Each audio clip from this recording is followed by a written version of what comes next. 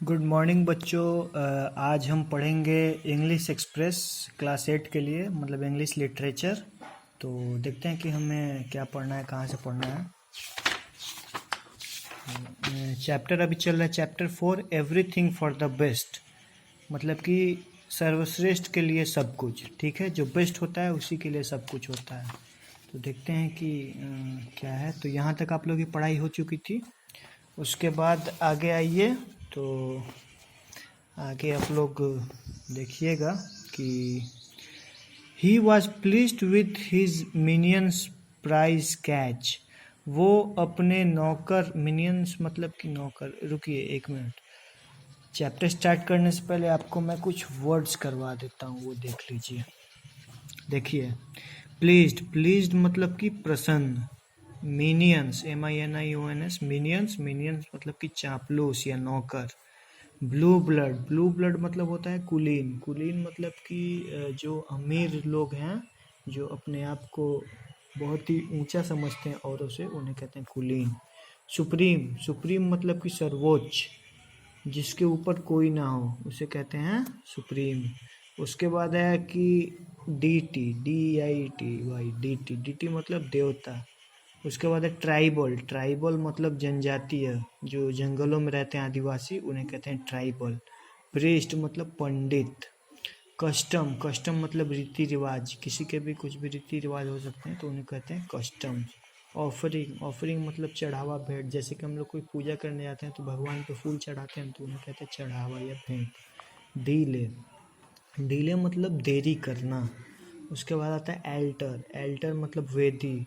वेदी मतलब होता है जो हवन कुंड आप लोग देखे होंगे ना, तो हवन कुंड जो का स्थान होता है उसे कहते हैं वेदी या एल्टर। फिर आता है सेक्रीफाइस, सेक्रीफाइस मतलब कि बलिदान देना किसी का भी, ठीक है। तो चलिए अब देखते हैं हम लोग आगे क्या कह रहा है।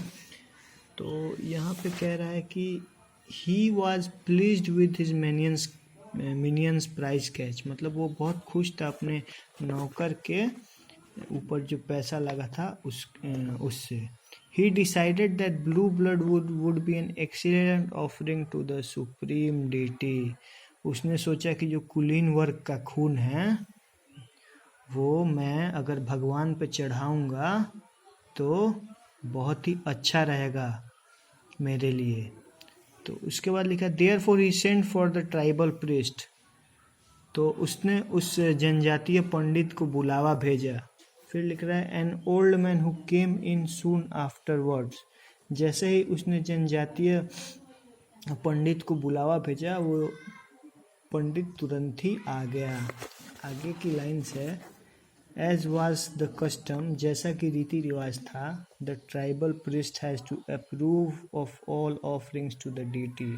तो पंडित, वो जनजातीय पंडित ने वैसा ही किया जैसा कि आज तक किया जा रहा था, आज तक चलता आया था। उसने ऑफरिंग दी डीटी को, डीटी मतलब भगवान, उसने देवता को चढ़ावा चढ़ाया। It was his duty to see that each offering was perfect in all respect.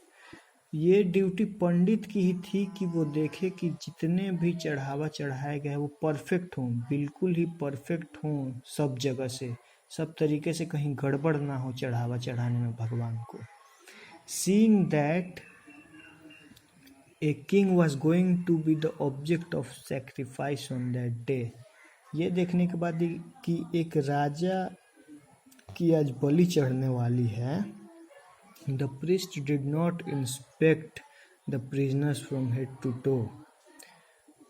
जो पंडित था उसने ऊपर से नीचे तक देखा ही नहीं बढ़िया से प्रिजनर को। Instead, he ordered that the process he started be started without delay. इसके अलावा, इसके बजाय उसने कहा कि जो उसने ऑर्डर दिया है बलि देने का राजा का, वो जल्दी से शुरू किया जाए, ठीक है। They took the king to their altar. वो राजा को वहाँ ले गए जहाँ की उसकी बलि चढ़ने वाली थी। राजा को जहाँ वो लोग बलि चढ़ाने वाले थे, एल्टर मतलब बलि वाला स्थान, वहाँ वो ले जाने लगे। आफ्टर सम वाइल्ड डांसिंग, खूब नाच गान के बाद, the final facial preparation begins with the smearing of red yellow powder over the victim's forehead.